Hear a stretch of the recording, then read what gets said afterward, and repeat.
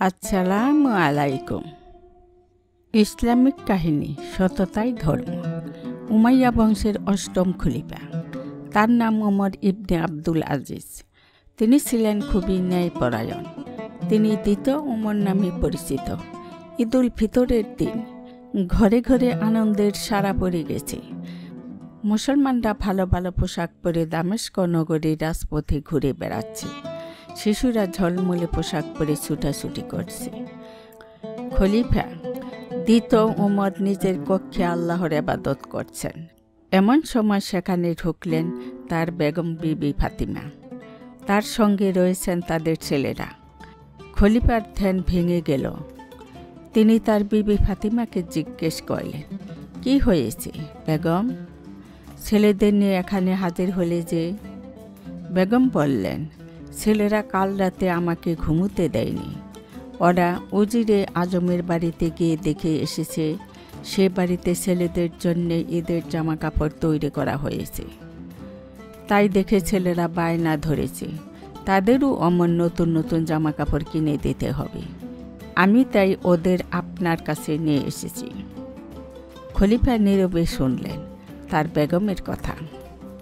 তারপর জিজ্ঞেস করলেন, বেগম, ওদের কি পরার মতো জামা কাপড় নেই? বেগম জবাব দিলেন, ওদের যে একেবারে পরার মতো জামা কাপড় নেই তা নয়, তবে ওরা নতুন জামা কাপড়ের জন্য বায়না ধরেছে।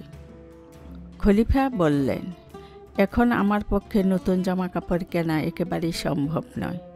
আমি বায়তুল মাল থেকে দৈনিক মাত্র 2 দিরহাম পাই। আমি তার বেশি কী করে খরচ করতে পারি? এই সম্পত্তি তো আমার নয়। বেগম বললেন, আপনার কাছে আরজ, আপনি আজকের 2 দিরহাম ও আগামীকালকের 2 দিরহাম, মোট 4 দিরহাম বায়তুল মাল থেকে তুলে দিন। আমি এক্ষুনি ছেলেদের জামা কাপড়ের ব্যবস্থা করি। খলিফা জবাব দিলেন, আগামীকাল তো এখনও আসেনি, আজকের দিনটিও শেষ হয়ে যায়নি, তাই আমার পক্ষে বায়তুল মাল থেকে 1 কপর্দকও তুলে আনা সম্ভব নয়। তুমি আমাকে এই অনুরোধ করো না। বেগম আবার বললেন, আপনি তো রাজা ধীরাজ, রাজ্যের সর্বময় কর্তা, কিছু অর্থ গ্রহণের কি অধিকার আপনার নেই? খলিফা জবাব দিলেন, আমি আমার দেশ ও মানুষের তত্ত্বাবধায়ক মাত্র।